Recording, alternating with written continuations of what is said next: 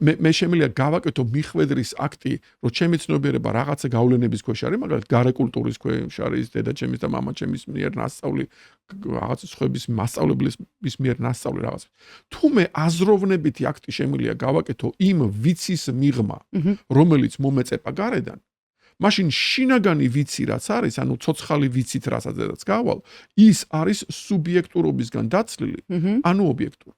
გავიგე. ანუ რეალობა არის ის, რაც მე დავინახე ჩემი სურვილების მიღმა.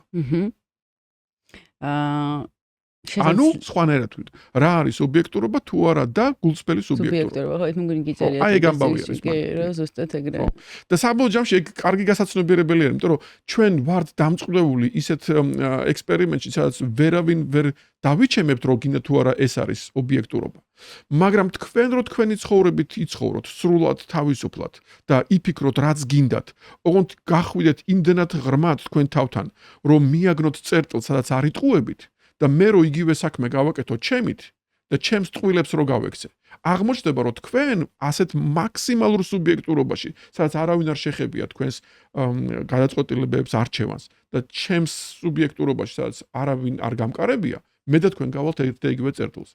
ანუ თელი მსოფლიოს მოსახლეობამ რო გადაწყვიტოს, რომ გაგაკეთოს, ყველანი ერთ წერტილში აღმოჩნდება. თუ ოთახში ორი ადამიანი არ იტყუება, შეუძლებელია, რომ იმათმა იფიქრონ სხვადასხვანაირად. და აქედან დგინდება, რომ რეალობა არის ერთი. და თუ კი ესე არ არის, მაშინ სრული სიგიჟეა. ხო. მაგრამ ესე არ არის. მაგრამ რა გათქმევინებთ მაგას რო ეგრე არ არის? ის რომ მე შემიძლია მივიდე ადამიანთან, რომელიც არის ჩემს წარმოდგენაში საზიზღარი არსება, ვიღაცა გარეწარი, ვიღაცა დამპალი ოხერი, ან ჩემი მტერი, იმასაც ვეზიზღები, მეც მეზიზღება და ამ დროს მე მასთან ვიწყებ აბსოლუტურად გულწრფელ საუბარს, ოღონდ მე მაქვს ინფინიტუმი დრო. ანუ მე დამწყვლეული ვარ ოთახიდან და ოთახიდან არ შემიძლია გავიდე მანამ სანამ არ გავალ იმ ფუნდამენტურ წერტილზე და მე წინასწარ ვიძახი რომ თუ ეგეთ კარცერ ლუქში ჩამაგდებთ და იქ ვიღაცა საზიზღრობას ჩამისვათ კიდევ შეუძლებელი იმასაც კურთხალი გადმოვარდება და მეც. ანუ გავხვალთ. ანუ გავალ. მოიჯველი. კი, თუ არ გავალ, მაშინ გამოდის რომ არსებობს ბევრი რეალობა. უშვებთ და მაშინ სიგიჟე არის. არა, მაგას ვერც წარმოიდგენ. არსებობს თეორიები, რომ არსებობს. თუ თქვენ დაუშვებთ დღეს, აი ხუმრობის garaში გეუბნებით. თუ თქვენ მართლა დაუშვებთ, რომ არსებობს ბევრი რეალობა, თქვენ თავს მოიკლავთ. კი, საბოლოო ჯამში რაღაც მომენტში ხანდახან ამ კვანტურ მიმართულებებსაც რო კითხულობ, იმდენად სიგიჟეა, რომ მე ერთხელ მქონდა ესე იგი ლექცია მტკვრის პირას და თემა იყო წარვერ წყალისპირ სევდიანი ფიქს გასათქვა ნიკოლოზ ბარათაშვილი და ვიძახდი იმას, რომ გასაგებია ამ კაცმა თავი რატომ მოიგო. იმიტომ რომ ამ კაცმა ვერ იპოვა სად არის ობიექტურობის საზომი. და ეს ლექსი თვითონ ამას ამბობს. და შენ თუ მართლა გულწრფელად ფიქრობ იმას, რომ ობიექტურობა არ არსებობს, მაშინ ცხოვრებას აზრი არ ქონია. მაგრამ ობიექტურობა არსებობს და ეგ არის შენი ყველაზე უინტიმურესი ნერვი, რომელმაც თავისთავად იცის რა არის უტყუარობა და ეგ ხარ შენ. ყველაფერი დანარჩენი ტყუილია. ეხა ისე იმას კენტროფიკოსნა დავამთავროთ, მაგრამ არა. ო, ამ მაჟორულად უნდა გავაგრძელოთ აუცილებლად, იმიტომ რომ აქ მაქვს სხვადასხვა ერთი ეხლა რასაც ვსაუბრობთ, მოკლედ არის ესეთი კოგნიტური მეცნიერი დონალდ ჰოფმანი, მინდა რომ მისი მიგნებები განვიხილოთ, იმიტომ რომ ძალიან საინტერესოა და თქვენი აზრი მაინტერესებს პირველ რიგში ამ ყველაფერთან დაკავშირებით.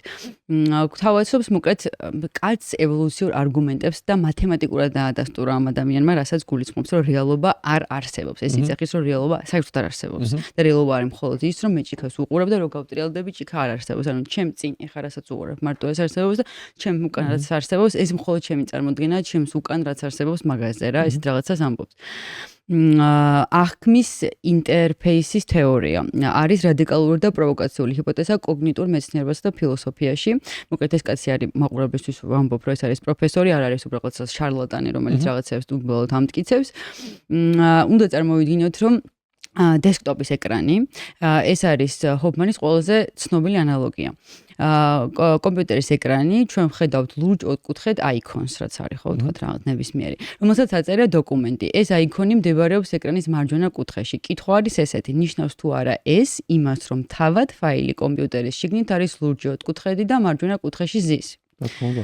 პასუხი არის, რომ არა, რა თქმა უნდა, ფაილის სინამდვილეში არის ელექტრონული იმპულსების და ბინარული კოდების, ანუ ერთიანების, ეს ნულიანების რთული ჯაჭვი და ჰოფმანის დასკვნა არის ის, რომ აიქონი არ გვაჩვენებს სიმართლეს, ის მალავს სიმართლეს.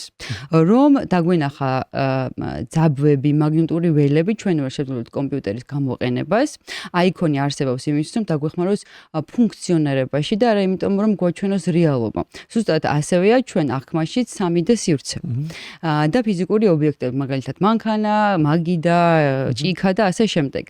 და ესენი ყველაფერი არის დესკტოპის აიქონები, ამას ამბობს ეს კაცი. ისინი გვაძლევენ საშუალებას ვიმოქმედოთ, მაგრამ არ გვაჩვენებენ სამყაროს ფუნდამენტურ სტრუქტურას. ეს ამბობს. ასევე ეს ამბობს, რომ ევოლუციას არ ჭირდება, რომ გვანახოს რეალობა რა არის, ევოლუციას ჭირდება უბრალოდ რომ გადარჩეს, გამრავლდეს და გადარჩეს. ამიტომ ჩვენ ვხედავთ მხოლოდ მაგ პრიზმაში სამყაროს და რეალობა აბსოლუტურად სხვა რამე არის. აი ეს ამბობს ესეთ. ჰოფმანი ახლა გამახსენდა, რომ ჰოფმანი სწორედ ამასაც ამბობდა, რომ ეს იყო მისგან ეს რევოლუციური, რომ თქვენ რო გონიათ რა არისო ევოლუციის იმპულსიო, ეგ არ არის ევოლუციის იმპულსიო, სხვა რამეში არის საქმეო. ეს მაგალითი ახლა იმდენად ლამაზი არის და ცალსახა და ტრივიალური არის, რომ გასაგებია, რომ შენი აღქმის უკან რაღაცას უნდა ხედავდე. თუ დაუბრუნდებით აი ამ ფილოსოფიაში ხა აშტავაკრიდან რახან წამოვედით, ხო? მე გეტყვით ეგეთ რაღაცას. საბოლოო წერტილი რო დაგანახოთ ეხლა, თქვენ შეიძლება გახვიდეთ პირდაპირ აშტავაკრას ტექსტის ბოლო ფრაზაზე, რომ მაშინ რაღა არის ათქმელი. და მაშინ გამოდის, ახლა გახსნილი ტექსტით რო ვილაპარაკოთ. დროც არა გვაქვს, რომ ახლა რაღაცა ლექცია თუ აქციოთ, ხო ეს ყველაფერი. მაშინ გამოდის, რომ მე ვხედავ იმას, რაც ვარ. და მე თუ რამეს ვხედავ ისეც, რომელიც არ ვარ, მე იმას ვერც დავინახავ. იმიტომ რომ მე რომ რაღაცა აღვიქვა, უნდა მოხდეს შეცნობის აქტი. და მე შემიძლია ვიცნო მარტო ის, რაც ვარ. უпроцოდ მე ვინა ვარ ამ შემთხვევაში ცნობიერება. ანუ ცნობიერება მარტო მოახერხებს